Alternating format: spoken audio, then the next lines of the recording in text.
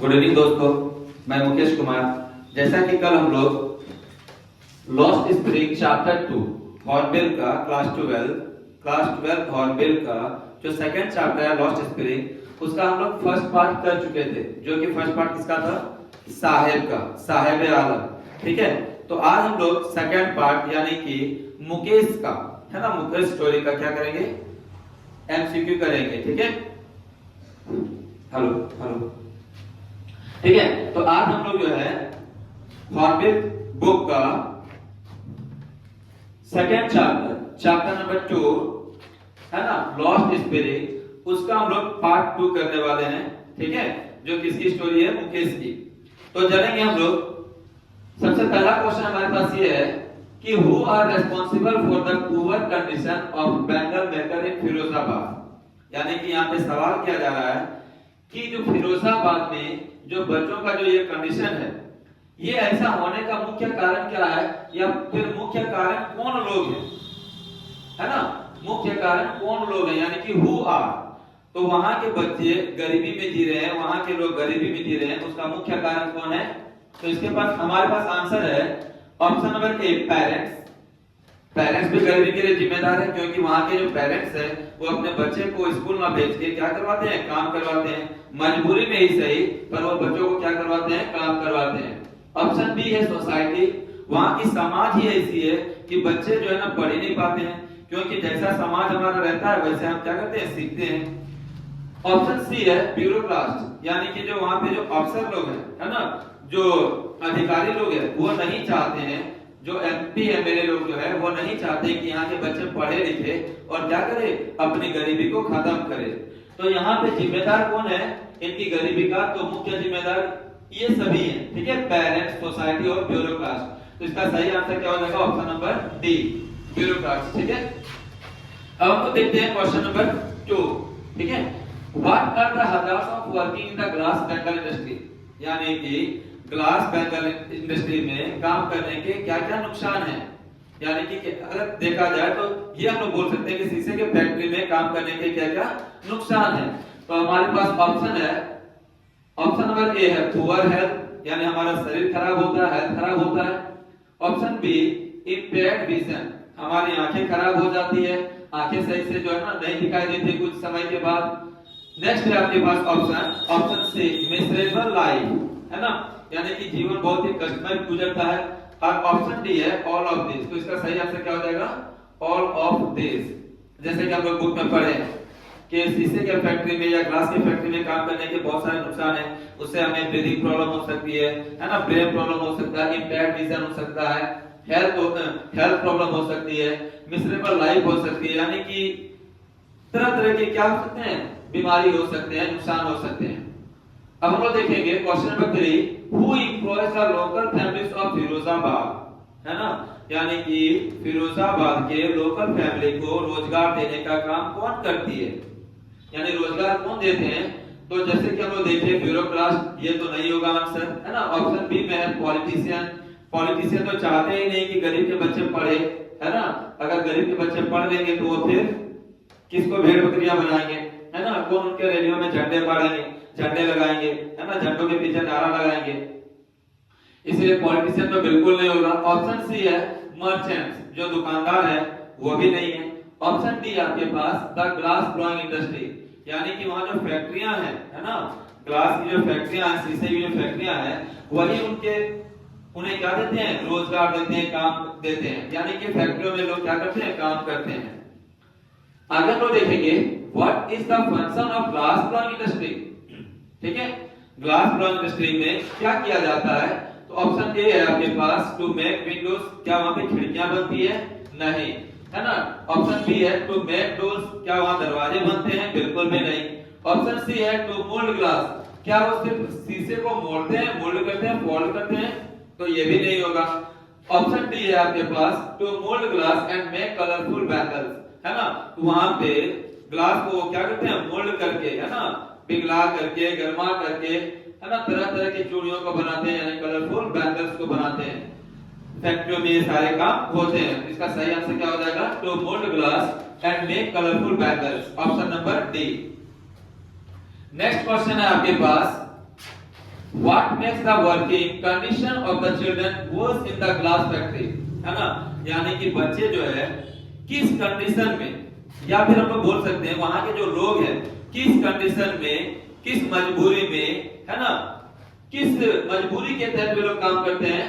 मजबूरी ये है कि वे लोग जिस रूम में काम करते हैं, जिस कमरे में काम करते हैं, वह रूम जो होता है काफी छोटा होता है और साथ ही साथ वो जो है एयरी नहीं होते, यानी कि हवादार नहीं होते।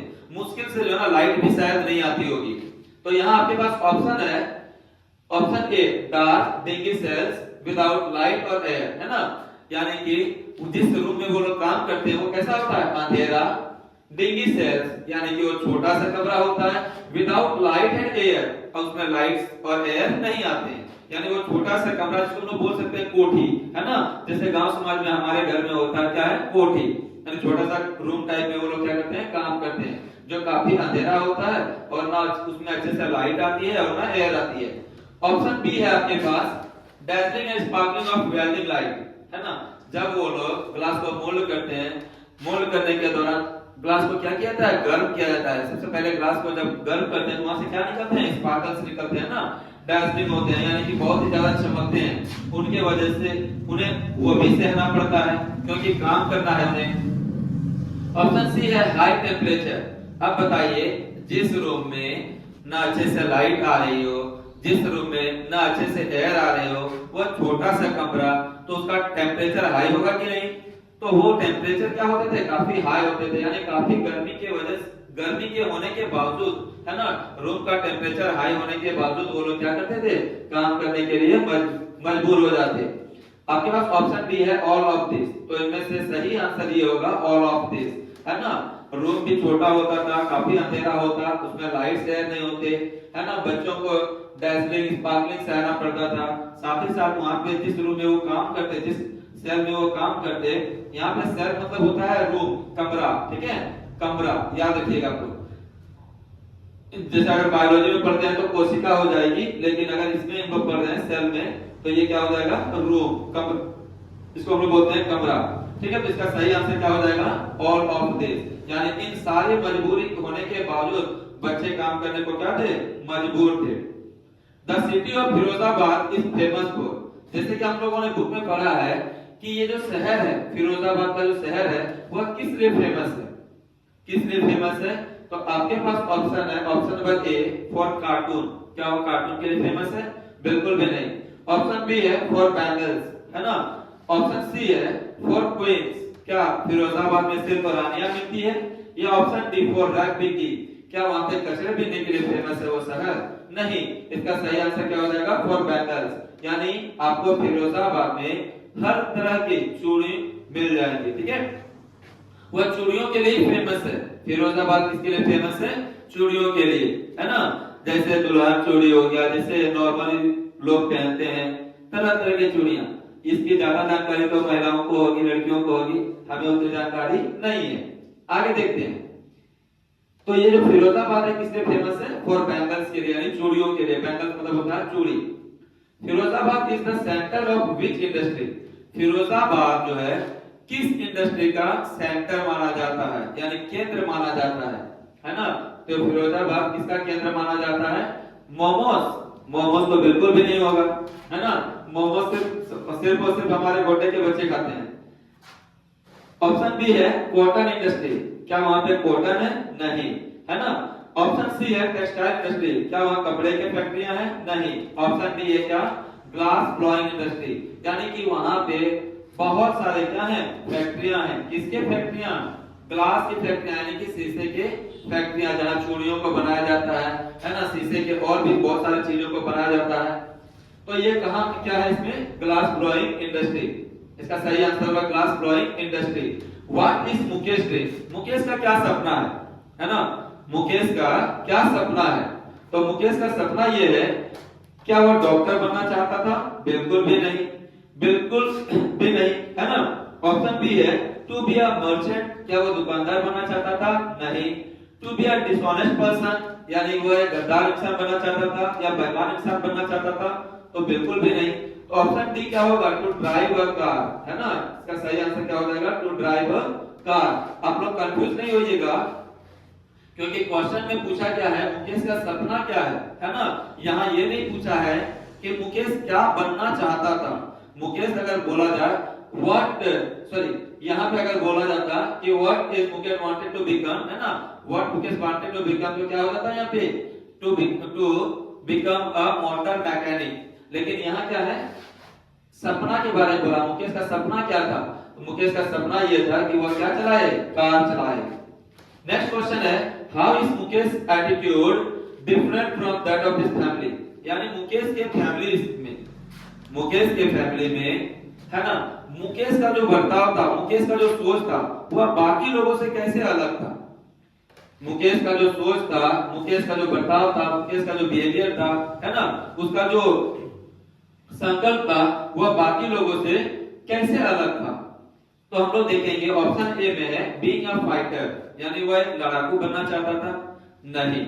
ऑप्शन बी है बीइंग अ कवर, है ना, क्या वह कायर बनना चाहता था, डरपोक बनना चाहता था, बिल्कुल भी नहीं।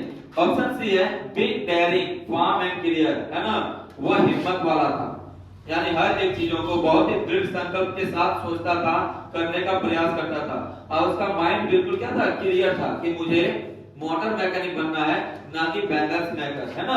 वो हिम्मत वाला था, है ना, किसी भी चीजों को एकदम संकल्प लेके करता था।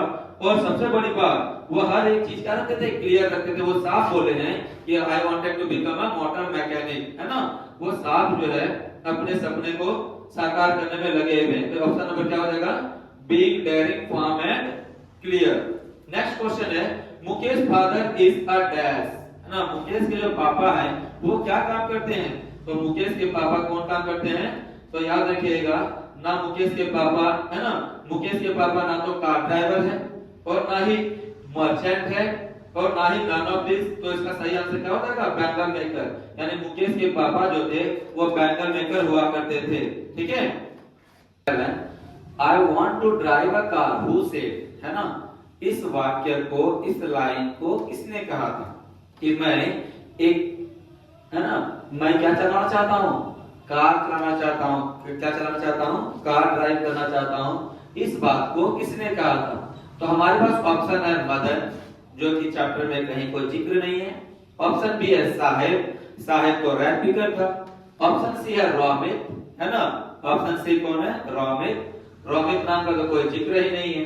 ऑप्शन डी है मुकेश, है ना, यानी कि कौन, मुकेश। ठीक है, अब हमको मत समझ लीजिएगा मुकेश। तो ये जो बोले कि I want to drive a car, ये किसने कहा था, मुकेश ने कहा था। ठीक है, नेक्स्ट क्वेश्चन है question number 12, it is his Karma, his destiny, who says this. इस बात को किसने कहा कि ये इसका क्या है, कर्मा है, ठीक, वो इसका किस्मत है, यही इसके भाग्य में लिखा है। इन सब बातों को किसने कहा। तो ऑप्शन ए में हम लोग देते हैं मुकेश ग्रैंडमदर, है ना, मुकेश की दादी ने। ऑप्शन बी है मुकेश भाई, अरे यार अभी तो शादी ब्याह हुआ ही नहीं उनका, है ना, ना उनका हुआ है ना हमारा हुआ है, तो ये तो होगा ही नहीं। ऑप्शन सी है फादर ऑफ मुकेश, है ना, ऑप्शन सी है फादर ऑफ मुकेश, या मुकेश के पापा। और ऑप्शन डी है मदर।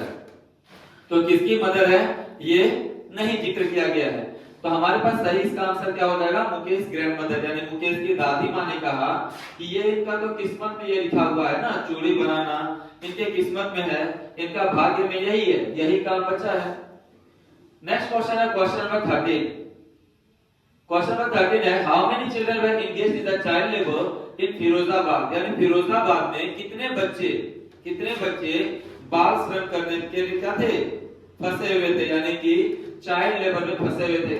अगर देखा जाए तो बोलते हम लोग कि कितने बच्चे लगभग वहां पे काम कर रहे थे फिरोजाबाद के शहरों में, तो लगभग क्या होगा इसका आंसर, है ना। ऑप्शन ए में हम लोग देखते हैं 20,000, ऑप्शन बी है 25,000, ऑप्शन सी है 10,000, ऑप्शन डी है 50,000।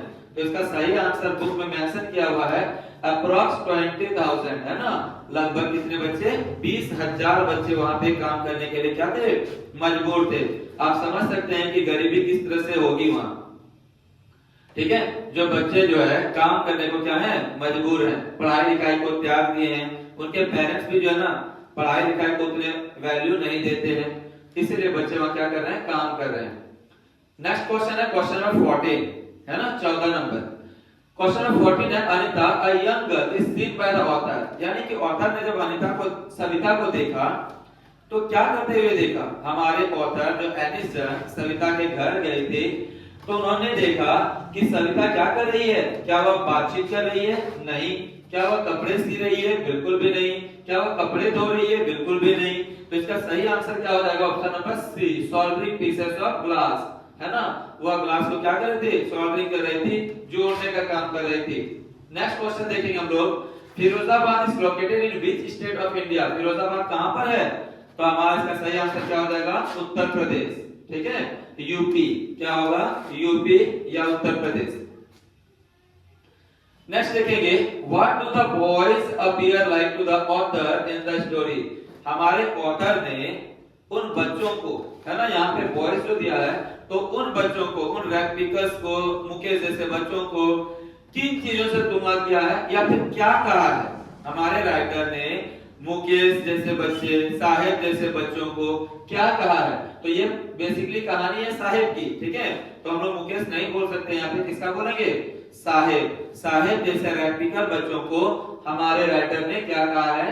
तो इसमें कंफ्यूज नहीं होइएगा आप लोग, कंफ्यूज, क्योंकि यहाँ पे दिया है मॉर्निंग क्रोज यानी कि सुबह के कौवे, वो तो बिल्कुल भी नहीं होगा। ऑप्शन बी है इवनिंग क्रोज यानी शाम के कौवे, वो भी बिल्कुल नहीं होगा। सिर्फ और सिर्फ कौवा नहीं बोल सकते हम लोग। ऑप्शन सी है मॉर्निंग बर्ड्स, है ना। ऑप्शन सी क्या है? Morning birds. ऑप्शन डी है इवनिंग बर्ड्स। तो हमारे राइटर ने बच्चों को क्या कहा है? Morning birds. जैसे आप लोग देखते होंगे कि जैसे ही सुबह होती है पक्षियां क्या करती है? अपने घोंसले से निकल के कहीं बाहर उड़ चली जाती है। ठीक है, और कितनों भी कुछ क्यों ना हो, अगर वो जिंदा रहे तो वापस शाम को क्या करती है? अपने घोंसले पे वापस आ ही जाती है।